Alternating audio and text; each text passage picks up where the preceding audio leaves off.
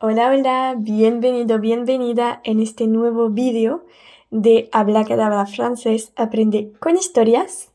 Hoy te voy a contar una historia que he escrito yo sobre los hábitos de compra en francés para que puedas repasar un poco el vocabulario del supermercado en contexto. Entonces vas a primero escuchar el audio, luego leerlo, volverlo a escuchar, ver qué significan las frases y por fin vas a poder tú pronunciarlo para mejorar tu francés, mejorar tu prononciación, tu compréhension. L'autre jour, ma meilleure amie me disait: J'en ai marre des attentes interminables le samedi matin à la caisse du supermarché. Du coup, on a discuté des différentes façons de faire les courses aujourd'hui. Et c'est vrai que ça a tellement évolué ces 20 dernières années. Avant, pour faire ses courses et ne pas se retrouver dans la foule de caddies qui se poussent, ni devoir écouter les enfants des autres faire des caprices parce qu'ils voulaient acheter des bonbons pour le goûter, on devait aller au supermarché à la première heure le matin ou sur l'heure du midi, par exemple. Mais aujourd'hui, on a beaucoup plus de possibilités pour être tranquille et faire des courses réfléchies et sans prise de tête. On peut par exemple acheter en ligne et se faire livrer à la maison. Le truc, c'est qu'en général, il faut payer la livraison qui n'est souvent pas donnée. On peut aussi acheter en ligne et se rendre directement en magasin pour récupérer nos courses à une heure choisie. Mais là aussi, il n'y a pas souvent les produits choisis, alors les caissiers les remplacent par un autre produit similaire et parfois ce n'est pas ce qu'on voulait. Ce sont des options assez intéressantes en fait, parce qu'on ne se laisse pas tenter par cette belle part de gâteau au citron en magasin ou par une machine à laver dernier cri et au bout du compte, on fait aussi des économies. J'ai découvert il y a peu de temps qu'on pouvait aussi se faire livrer chez nous un panier avec des recettes et tous les ingrédients et quantités nécessaires pour préparer de bons petits plats.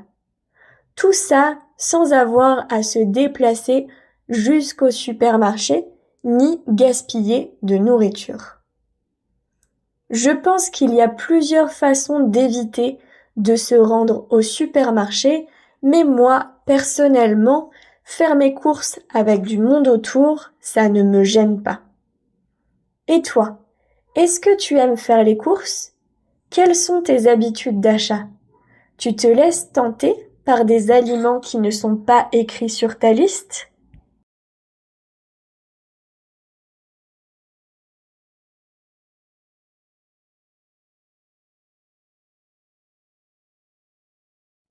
L'autre jour, ma meilleure amie me disait: J'en ai marre des attentes interminables le samedi matin à la caisse du supermarché. Du coup, on a discuté des différentes façons de faire les courses aujourd'hui. Et c'est vrai que ça a tellement évolué ces 20 dernières années.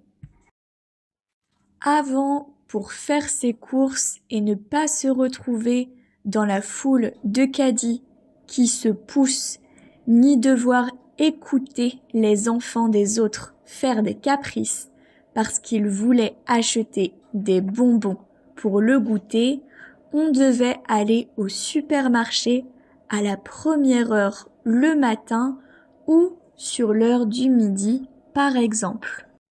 Mais aujourd'hui, on a beaucoup plus de possibilités pour être tranquille et faire des courses réfléchies et sans prise de tête.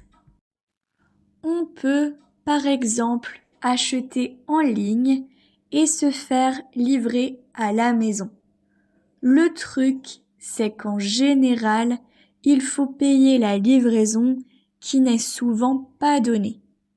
On peut aussi acheter en ligne et se rendre directement en magasin pour récupérer nos courses à une heure choisie. Mais là aussi, il n'y a pas souvent les produits choisis, alors les caissiers les remplacent par un autre produit similaire et parfois ce n'est pas ce qu'on voulait. Ce sont des options assez intéressantes en fait, parce qu'on ne se laisse pas tenter par cette belle part de gâteau au citron en magasin ou par une machine à laver dernier cri, et au bout du compte, on fait aussi des économies.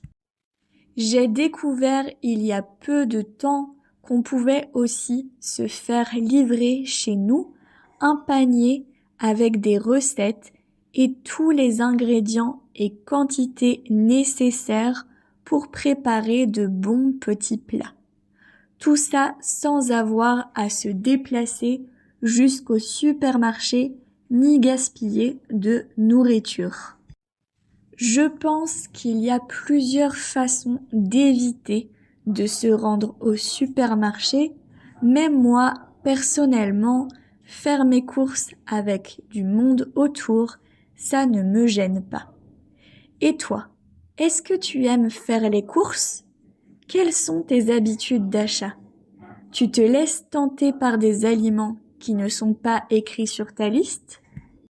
Antes de seguir con el video y otra lectura más despacio de este texto, te quería decir que puedes mejorar tu francés con mi academia online Abracadabra Francés desde cero o intermedio para poder practicar tu francés oral, sobre todo, aprender a tu ritmo y que yo te pueda corregir y tengas un seguimiento semanal por mi parte para poder mejorar tu francés, tu prononciation, tu compréhension et expression orale.